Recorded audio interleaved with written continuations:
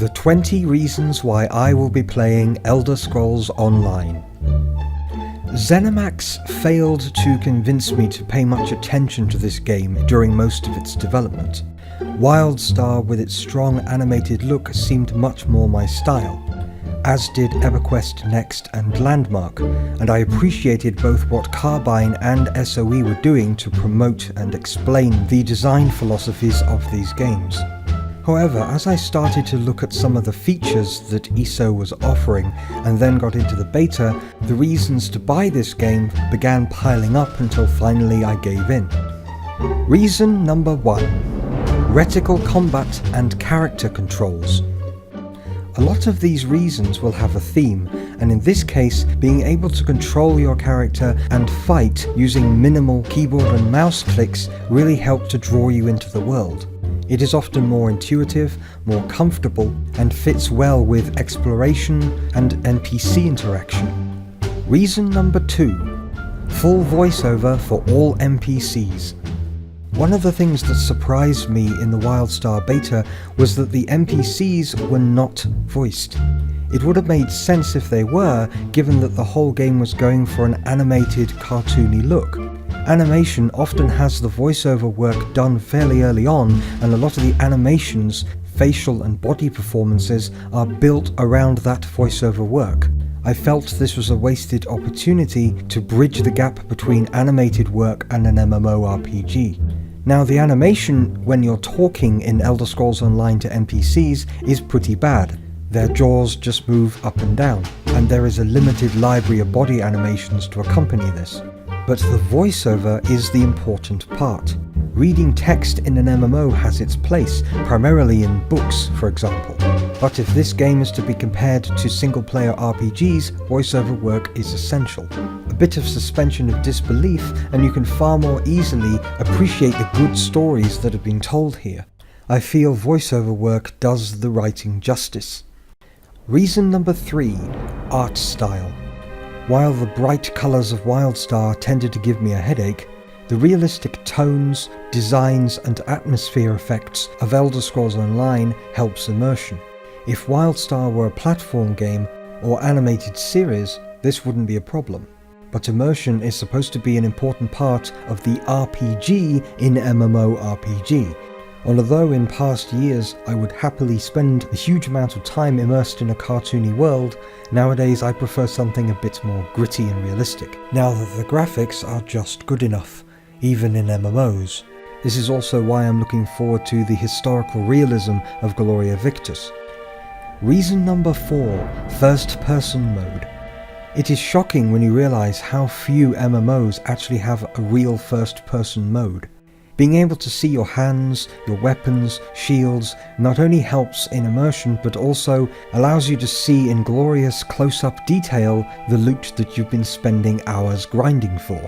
First person here fits very well with the way that you talk to NPCs, the way that you explore, though sadly as the combat wasn't really designed with first person in mind, both PvP and dungeons really have to be done in third person. But at least you have some variety in your perspective. Reason number 5. Varied difficulty in crafting. Certain crafting professions require more time and research and resources than others. Blacksmithing, for example, requires you to explore and discover secret forges that apply specific bonuses to anything you make there, whereas making potions from herbs and other simple ingredients is just that. Being able to come up with a system that appeals to both the casual and hardcore crafter is certainly pretty unique. Your first character as you're starting to get into the game and getting to know the mechanics can certainly get full use out of one of the easier professions, preventing you from being overwhelmed with options and inventory items. Reason number 6. Story. As previously mentioned, talking NPCs really help to get this across, as do many of the events as they transpire when you're questing and all the books that you find. Other than Star Wars The Old Republic and The Secret World, story has rarely been emphasized and money spent to get it across to this extent. Reason number 7. Decision making during conversations with NPCs. Now, this doesn't come up very often, But when it does, I find myself genuinely thinking very hard about any possible ramifications of deciding one thing or another during an important story moment with an NPC. The actual consequences may not be that significant, but the fact that in that moment I was taking it seriously is a testimony to how well all the other elements of the game help draw you in. Reason number 8. PvP. I like sieges rather a lot. My ancestors would frequently spend time behind the crenellated walls of a castle in Scotland, ordering arrow volleys to be fired at the revolting peasants.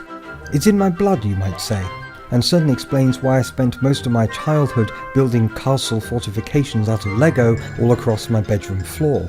It's certainly impressive how the massive numbers in Cyrodiil cause very little lag or framerate issues, at least that I could see in the beta.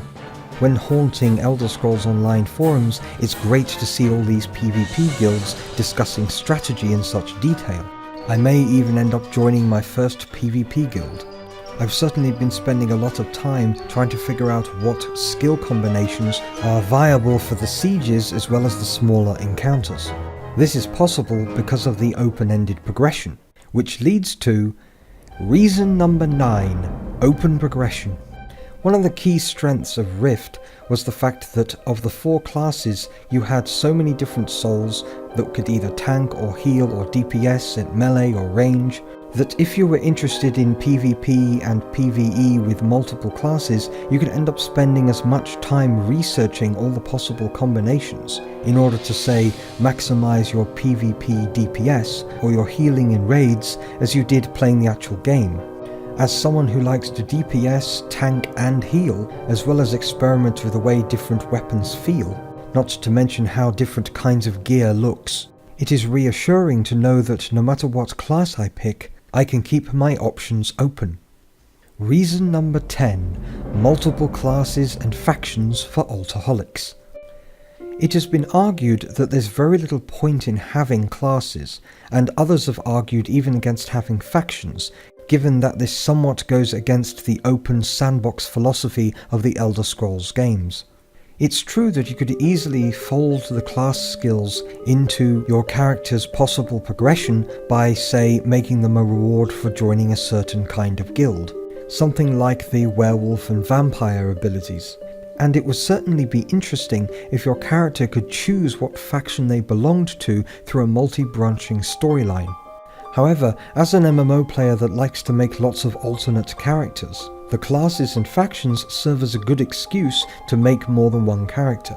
This allows for not only trying out the different races, but also playing characters that focus on different weapons or combat styles. Your Khajiit may feel more comfortable with stealth and daggers, and your Wood Elf with a bow and healing staff.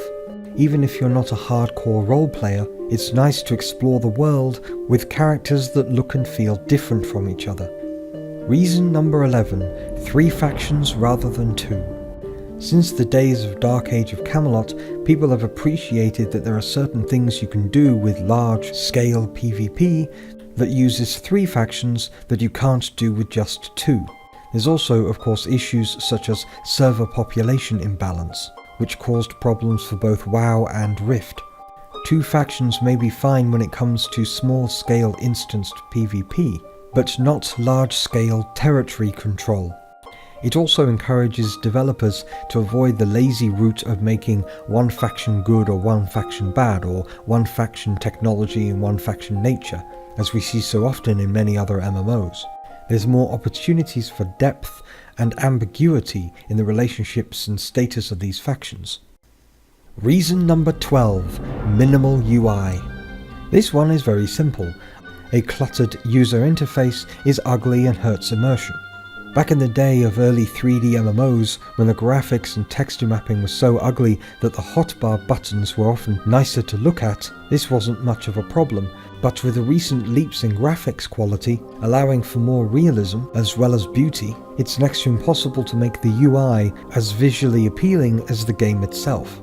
It especially doesn't make sense for something that has first-person elements and is supposed to be realistic and immersive, as well as action combat that requires you to pay attention to your environment and your enemies. And let's not forget that for certain high-budget games to be economically viable, they need to come out on consoles. Reason number 13. Established lore. The Elder Scrolls lore is rather deep and interesting. It's nice to be able to start a new MMO not having to put up with either half-assed fantasy lore or having to study huge amounts of flavor text in order to get a grip on what's going on. If you are new to Elder Scrolls lore, there are certainly plenty of good established guides on it, as well as the original single-player games, and the books and talking NPCs in Elder Scrolls Online certainly make it far less of a chore to get into. Reason number 14. Subscription, not free-to-play. This one is tricky. Although there are plenty of free-to-play MMOs that I enjoy playing, that is partly because I don't really think they're worth subscribing to. Not that there's anything wrong with subscribing itself. But the main issue is that certain MMO publishers are not very good with the free-to-play model. Few free-to-play MMOs are free of cash shop controversies. Both Rift and Terra went free-to-play very well. As a former subscriber to both those games, I barely noticed any difference when I wasn't subscribing. Whereas Star Wars The Old Republic's free-to-play conversion gave the impression that the publishers were rather bitter and resentful of this change. One of the main points of a free-to-play conversion is that you are no longer gated from just opening up the client and delving into the game, and you have the opportunity to immerse yourself back into the game after being away for a while, enough to become invested so that you're prepared to pay money. As a returning former subscriber to SWTOR, I found the number of restrictions I was initially under so obnoxious that I didn't find the game, the world, inviting, so I didn't get invested again, and so I didn't subscribe. Now we have no idea how ZeniMax would handle the game if and when it goes free to play, but for now, with it being subscription, we at least know where we stand. At least for the most part. Reason number 15. Role-playing game. RPG mechanics such as lockpicking and thieving are extremely important for Elder Scrolls Online, not only so that it is comparable to the single-player games, but also so that it can provide a much-needed role-playing game element that has been lacking from MMOs for quite some time. These are supposed to be MMORPGs after all, although of course it is disappointing that the Thieves Guild will not be in at launch. Reason number 16. The engine. Final Fantasy XIV 1.0 had an engine that wasn't optimized for MMOs in any way. SWTOR's early version of the Hero engine was also not optimized for MMOs, and as a result, neither delays nor an increase in funding could get the game to run all that well even now. Even Guild Wars 2 and Rift both had trouble with large-scale PvP. Because Elder Scrolls Online was built with the large-scale siege PvP in mind right from the start, ZeniMax were able to make sure that the engine, not to mention the servers and character models, could cope with things reaching the largest possible level. We all saw how well it ran on most people's computers during the beta, so at least this time we won't have to worry about this core issue that so many other MMO developers seem to get wrong. Reason number 17. Smaller hotbars. Having to manipulate more than a dozen keys on the keyboard, especially during heated PvP or dungeon battles, doesn't really help the carpal tunnel.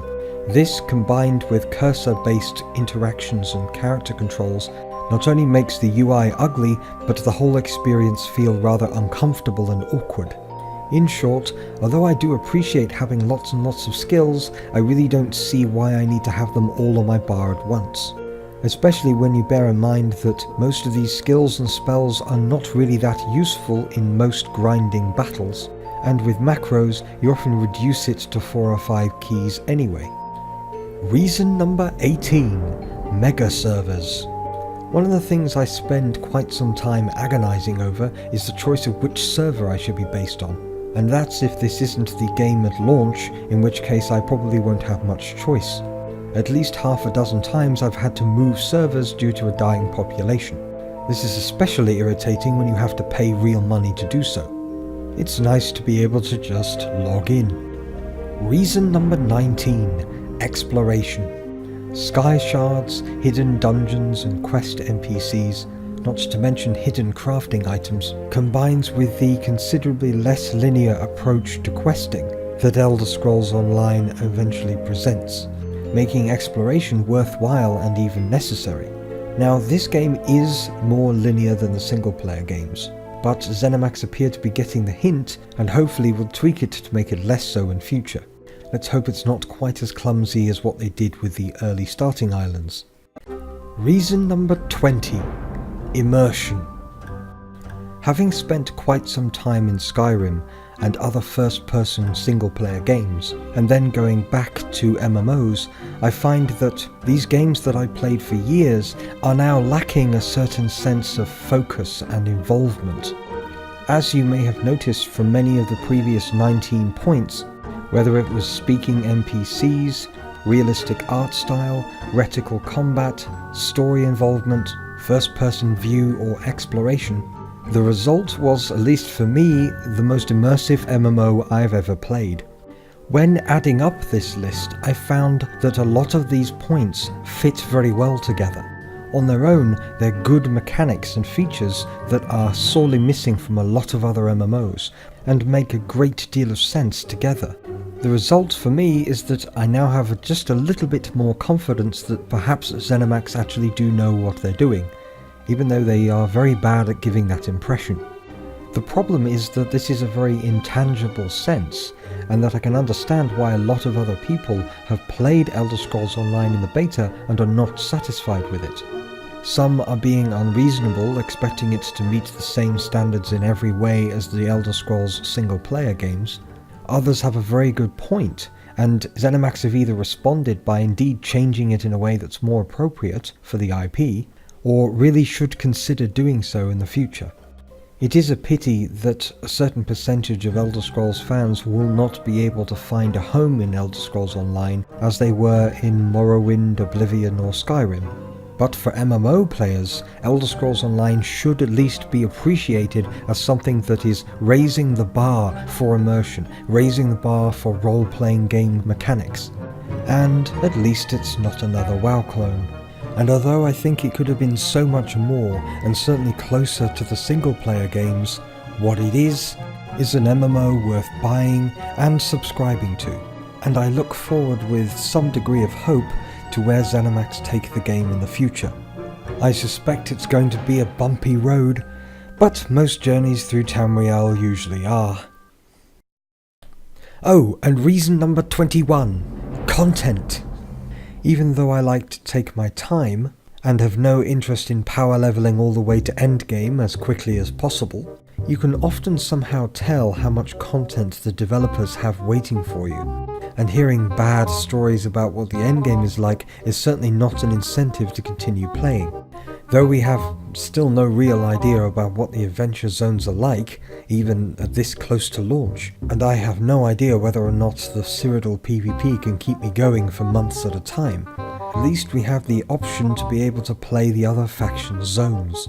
This is an extremely efficient approach to open world content, as virtually every single last part of the game can be experienced by one single character. I may not do that as I'd prefer to roll an alt, but at least I know that my level 50 characters will have something to do that doesn't involve endlessly raiding or PvP. For me, the open world is the game, and instancing is essentially a cheat on the part of the developers. I believe an MMO developer's principal goal is to try to figure out as many ways of innovating new content within an open world, non-phased open world as possible. This is why I appreciate what Trion have done with Rift. The dynamic events, zone events, and instant adventures are all about getting groups of people involved in the open world.